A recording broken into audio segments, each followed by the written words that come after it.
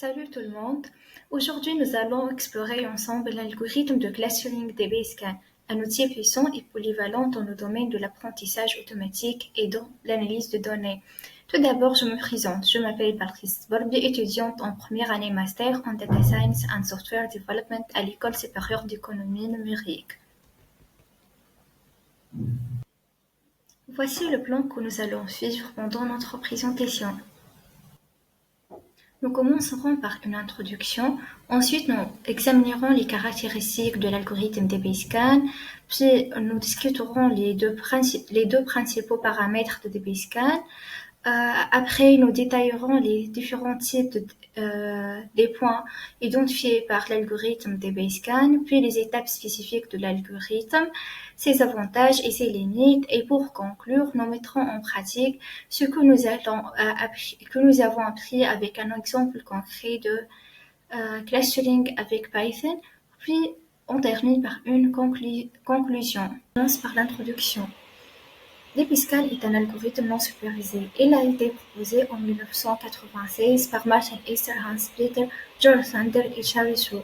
Bayesian signifie Density-Based Spatial Clustering of Application with Noise. Il appartient à la famille des algorithmes de clustering à apprentissage non supervisé. En fait, Bayesian est un algorithme de clustering basé sur la densité qui suppose que les clusters sont des régions denses dans l'espace, qui sont séparées par des régions ayant une plus faible densité de points de données. Ici, les points de données densément groupés sont combinés en un seul cluster. Nous pouvons identifier les clusters dans ce grand ensemble de données en observant la densité locale des points de données. Les clusters sont des zones denses de points de données, comme des vallées. La séparation, c'est une zone de faible densité entre des clusters comme des colis. Donc, pour résumer, c'est grouper les points densément groupés en clusters. Voyons maintenant les paramètres essentiels de Bayesian. Tout d'abord, il ne nécessite pas le nombre de clusters en entrée. Aussi, il peut détecter les valeurs aberrantes tout en trouvant des clusters. L'algorithme de Bayesian peut détecter des clusters complexes ou de forme et de taille aléatoires. Abordons maintenant les deux paramètres clés, epsilon et le minimum de points, minimum points, qui déterminent la formation et la densité des clusters. Pour epsilon, comme montre la figure, c'est le rayon du cercle autour d'un point de données. Tous les points qui se trouvent à l'intérieur du cercle sont considérés comme des points de voisinage. En d'autres termes, deux points sont considérés comme voisins si la distance qui les sépare est inférieure ou égale à epsilon. Le minimum point est le nombre minimum des points. Le minimum point est le nombre minimum de points de données qui doivent être présents dans la région pour définir le cluster. Vous pouvez choisir la valeur de minimum points en fonction de votre connaissance de domaine. Sinon, un bon point de référence est d'avoir minimum points supérieur ou égal à distance plus 1 où D est plutôt à D plus 1, où D est la dimension de l'ensemble de données. Équilibre des paramètres. Le choix judicieux des valeurs d'epsilon et de minimum points est essentiel pour obtenir des clusters de qualité. Un réglage approprié permet de détecter des structures de densité variables. On va voir maintenant le choix des paramètres. Importance des points. Le choix des valeurs appropriées pour epsilon et minimum points est essentiel à l'obtention de résultats pertinents.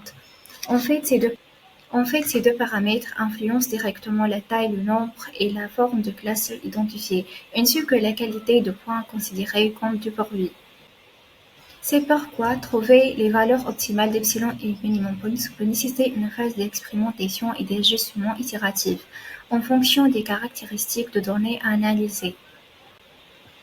Il faut noter qu'il n'existe pas une solution unique, mais des techniques d'optimisation peuvent être utilisées pour déterminer le meilleur paramètre.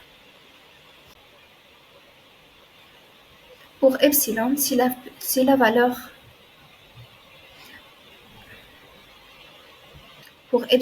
sa valeur est extrêmement petite, la plupart des points peuvent peuvent ne pas se trouver dans le voisinage et seront traités comme des valeurs aberrantes. Cela entraînera mauvais regroupement car la plupart des points ne satisfaisant pas au minimum nombre de points nécessaires pour créer une région dense. D'autre part, si une valeur extrêmement élevée est choisie, la majorité des points de données resteront dans le même cluster. Cela créera à nouveau un mauvais clustering où plusieurs classes peuvent finir par fusionner en raison de la valeur élevée d'epsilon. Donc, idéalement, nous devons choisir la valeur epsilon en fonction de la distance de l'ensemble de données en utilisant le graphique à distance. Cependant, les petites valeurs epsilon sont normalement préférées. Pour minimum points, il est recommandé de conserver la valeur de minimum points en moins à 3, mais pour les ensembles de données plus volumineux, une valeur minimum points plus élevée doit être choisie, surtout si elle comporte de nombreuses valeurs aberrantes. Examinons maintenant le type de points que DBScan identifie. Il y a 3 types de points de DBScan. Les points de base ou core points, les points de bordure, ce sont les border points, et les points de bruit, comme montre la figure, ce sont les noise points. Les points de base sont les éléments centraux d'un cluster dans l'algorithme DBScan.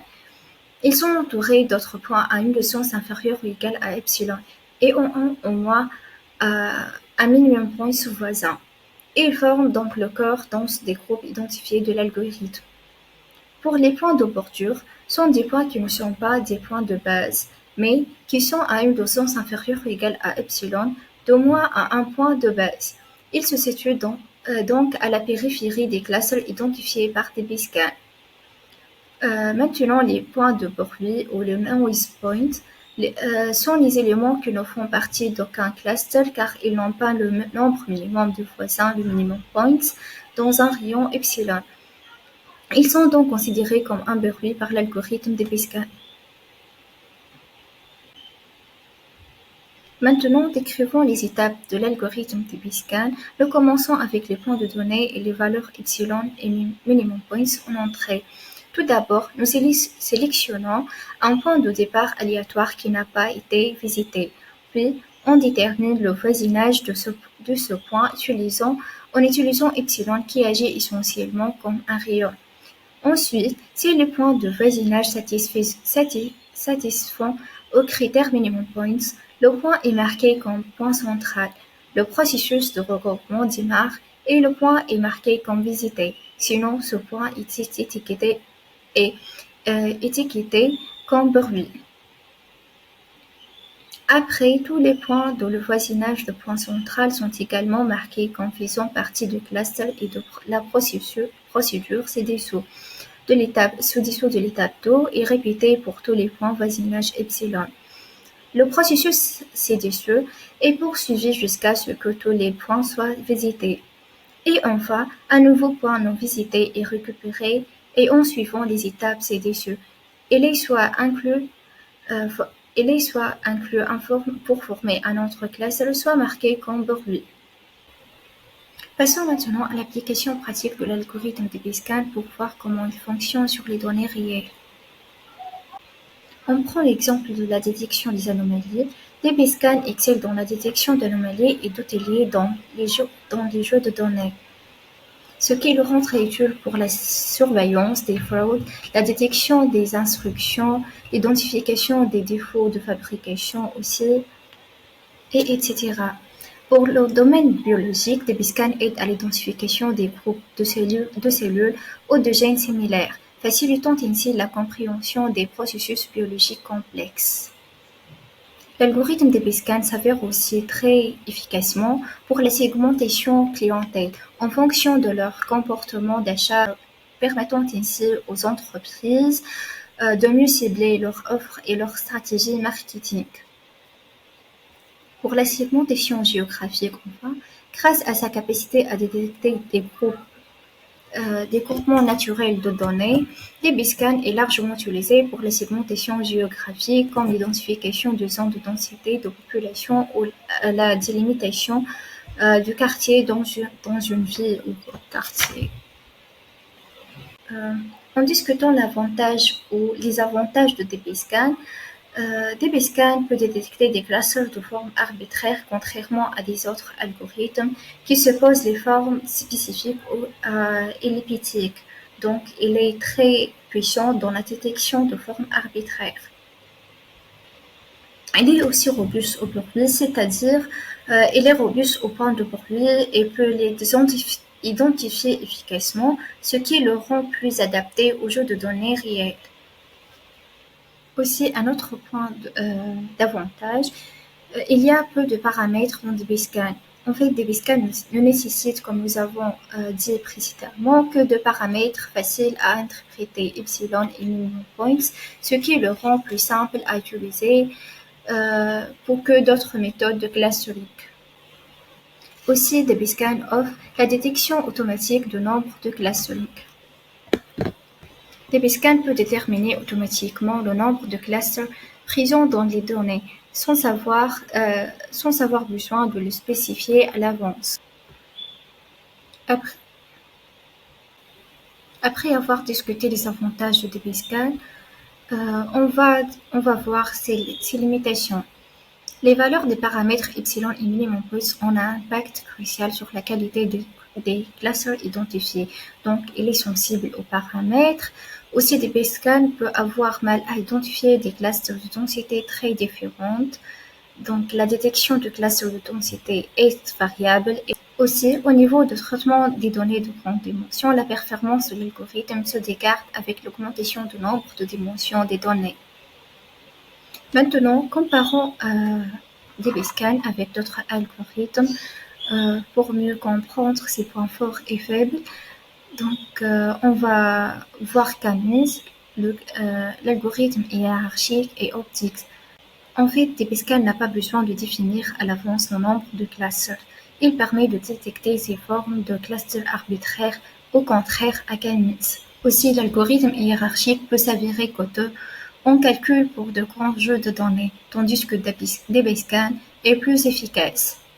Optics est une variante de DBScan qui permet de détecter des clusters de densité différentes, ce qui le rend plus robuste aux variantes de densité.